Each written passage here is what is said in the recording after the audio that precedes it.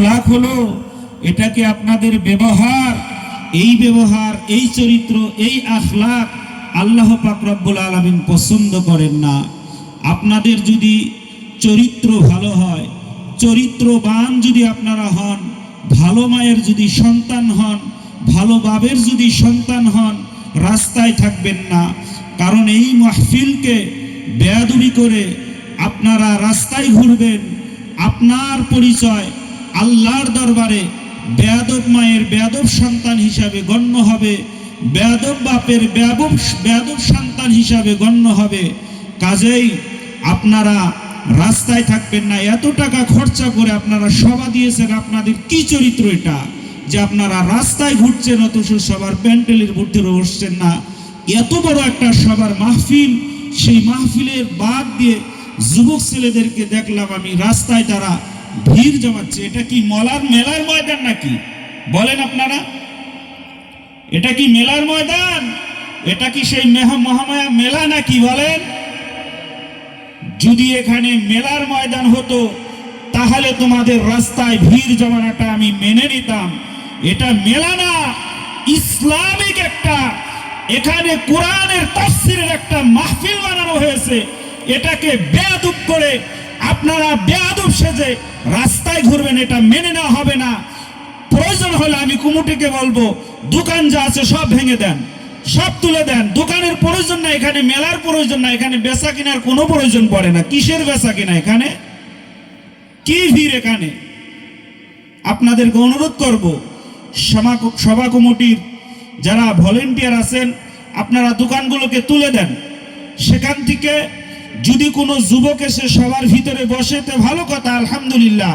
আর যদি না বসে চলে যাক না, বাড়িতে চলে যাক। এখানে আসার পরে বেয়াদব সেজে রাস্তায় ঘুরবে, এটা মেনে নেওয়া হবে না। এটা একটা কোরআনের মাহফিল। ঠিক বললাম না ভুল বললাম? অন্যায়ের প্রতিবাদ করতে হবে কি হবে না? ভাই, অন্যায়ের প্রতিবাদ করতে হবে কি হবে না? অন্যায়ের প্রতিবাদ একা একজনকে করলে হবে না, অন্যায়ের প্রতিবাদ সবাইকে মিলে করতে হবে। ঠিক বললাম না ভুল বললাম? আমার বাপজি ভাইরা, আল্লামা হিদ রুহুল আমিন রহমাতুল্লাহ আলাইহি তিনি কিতাবের ভিতরে লিখেছেন অন্যায়ের প্রতিবাদটা কেমন ভাবে হবে তিনি স্পষ্টভাবে বুঝিয়ে দিয়েছেন। হযরতে ইমাম গাজ্জালী রহমাতুল্লাহ আলাইহি তিনিও লিখেছেন অন্যায়ের প্রতিবাদটা হবে ঠিক এইরকম ভাবে যেমন তিনজন মানুষ একটা নৌকায় আরোহণ করছে। কিসে? একটা নৌকায় আরোহণ করছে, একসাথে যাচ্ছে। ওই নৌকাটা ধরেন 3 তালা, উপরের তালায় 2 জন রয়েছে আর নিচের তালায় ধরে নেন 1 জন রয়েছে। নিচের তালার যে মানুষটা রয়েছে তার পানির প্রয়োজন পড়েছে। কিসের প্রয়োজন? পানির প্রয়োজন পড়েছে। এ বেচারা এখন মনে মনে বলছে যে পানির এখন আমার প্রয়োজন হয়েছে, আমি এই জাহাজটাকে ফুটো করে আমি সেখান থেকে পানি নিয়ে আমি পানির প্রয়োজন মেটাবো। আচ্ছা, উনি যে জাহাজটা ফুটো করবে, ছিদ্র করে দেবে, জাহাজটা ছিদ্র করলে যে পানি আসবে সে কি বাঁচতে পারবে? আচ্ছা, যে পানি নেওয়ার জন্য প্রয়োজন মেটার জন্য জাহাজ ছিদ্র করতেছে সে নিজেও মরবে, উপরে যে 2 জন আছে তারাও মরবে। মরবে না ভাই? না মরবে, সবাই মরবে না? তাহলে প্রয়োজন হলো উপরে যারা 2 জন বসে রয়েছে তাদের একসাথে মিলে তার সাথে প্রতিবাদ করা যে তোমাকে এটা ফুটো করা যাবে না, এটা ছিদ্র করা যাবে না, সমাজ ধ্বংস হয়ে যাবে, নৌকা ডুবে যাবে, সবাই একত্রিত ভাবে মরে যাব। এটা করা সম্ভব হবে না। বাপজি ভাইরা, ঠিক সমাজের কিছু অপকর্ম, অন্যায়, অবিচার কর্মগুলোর প্রতিবাদটা সমাজের সবাইকে মিলে করতে হয়, একা একা করতে হয় না। ঠিক বললাম না ভুল বললাম? কারণ আপনি যদি অন্যায়ের সাথে যদি মিলে যান, প্রতিবাদ যদি না করেন, আপনার সমাজটা ওই একজনে গোটা সমাজটাকে ধ্বংসের পথে পতিত করে দেবে। জোরে বলুন নাউজুবিল্লাহ। নাউজুবিল্লাহ। কাজেই প্রতিবাদ করতে হবে অন্যায়। আমি বিভিন্ন জায়গায় বলে থাকি এটা একটা ধর্মীয় সভার মাহফিল, এখানে মেলা সাজানো হয় নাই। কেন এইভাবে রাস্তায় আমরা ঘোরাঘুরি করব? কেন আমরা এইভাবে দোকানপাট দিয়ে এখানে আমরা এত আড্ডা জমাবো? দোকানপাট যদি করার প্রয়োজন আছে, বিভিন্ন জায়গায় মেলা হইতেছে সেখানে করার প্রয়োজন, এখানে না। বাপজি ভাইরা, কিছু কথা বললাম, রাগ করলেন? রাগ করেছেন? ভাই, বড় দুঃখে কথা বলতে হয়। মাহফিল তো এরকম মাহফিল প্রত্যেকটা গ্রামে একটা দুটা করে হয়েই থাকে, কিন্তু মানুষের পরিবর্তন হয় না। হয় গো, মানুষের কোনো পরিবর্তন হইতেছে না। আলেম ওলামারা কম বলতেছে না, কিন্তু মানুষের কোনো পরিবর্তন হইতেছে না।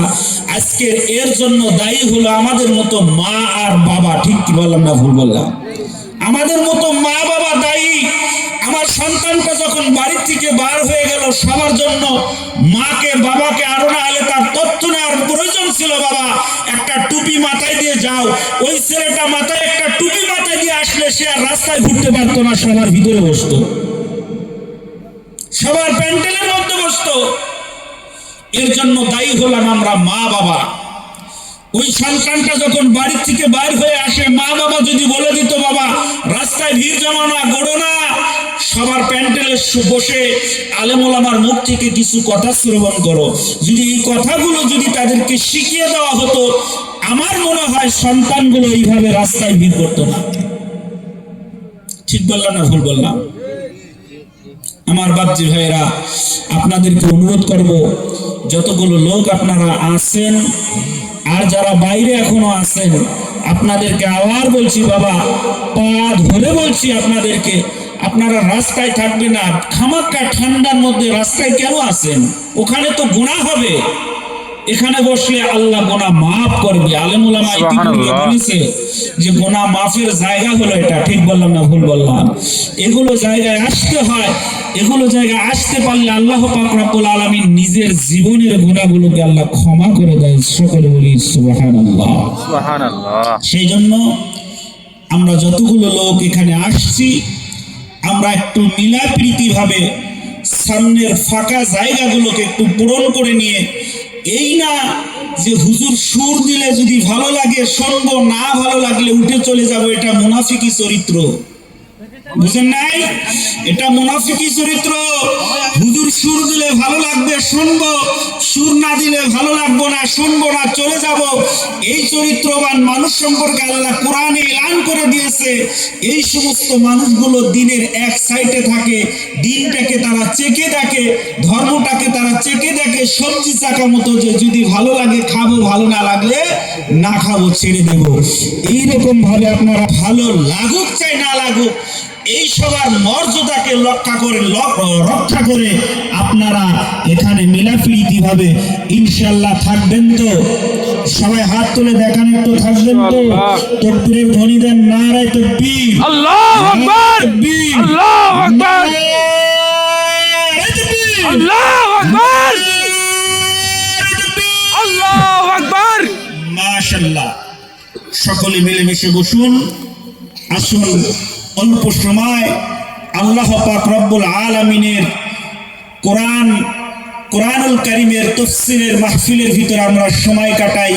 এই সময়টাই একদিন আল্লাহর কাছে এত মূল্যবান হয়ে যাবে যে আমরা এই সময়ের জন্যই হয়তো আল্লাহ পাক রব্বুল আলামিন আমাদেরকে জান্নাত দান করবে। একবার জোরে বলুন সুবহানাল্লাহ, সুবহানাল্লাহ। আলহামদুলিল্লাহ, الحمد لله نحمده ونستعينه ونستغفره ونؤمن به ونتوكل عليه ونعوذ بالله من شرور أنفسنا ومن سيئات أعمالنا من يهده الله فلا مضل له ومن يضلله فلا هادي له ونشهد أن لا إله إلا الله وحده لا شريك له ونشهد أن سيدنا ونبينا وحبيبنا ومولانا محمدا عبده ورسوله. فقد قال الله تعالى في كلام المجيد والفرقان الحميد: أعوذ بالله من الشيطان الرجيم. بسم الله الرحمن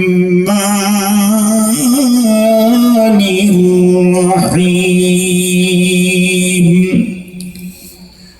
والذين يكنزون الذهب والفضة ولا ينفقون في سبيل الله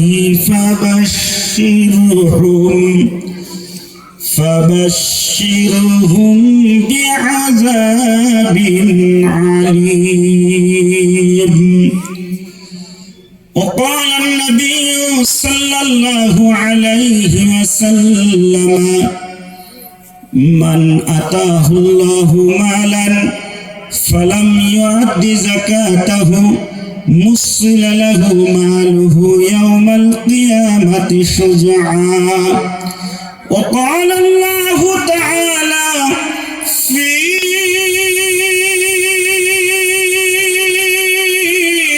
كلام المجيد والفرقان الحميد: إن الله وملائكته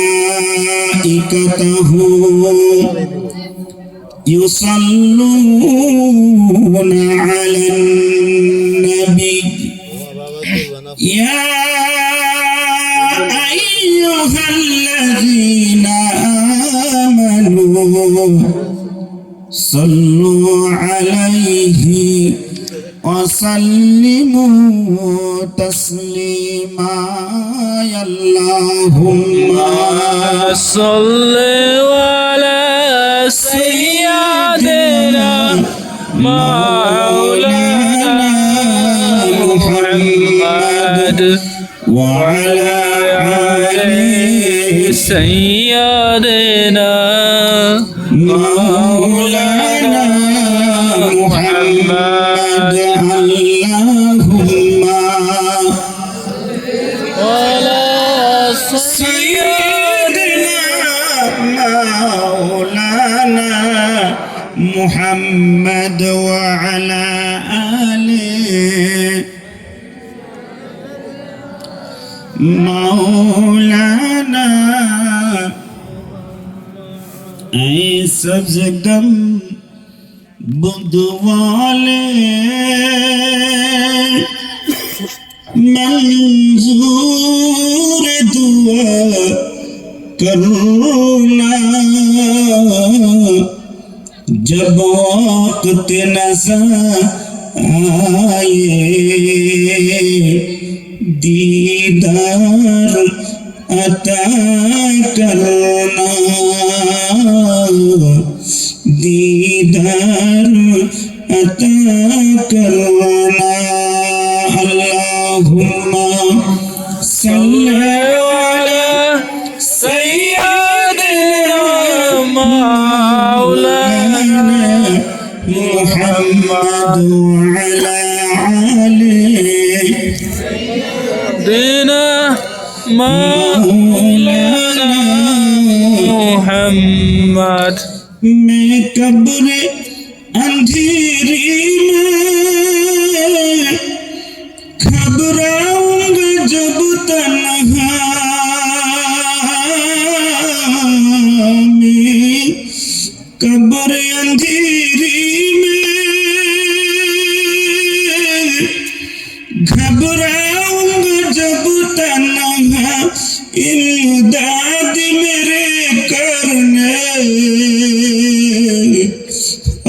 जाना या रसूल अल्लाह इमदाद मेरे करने आ जाना या हबीब अल्लाह ऐ सब्ज़ गम बूंद वाले मंजूर दुआ करना जब वक्त नजर आए दीदार अता करना अल्लाहुम्मा ولا سيدنا مولانا محمد وعلى آل سيدنا مولانا محمد كلمة ذكر لا إله إلا الله لا إله إلا الله لا بل لا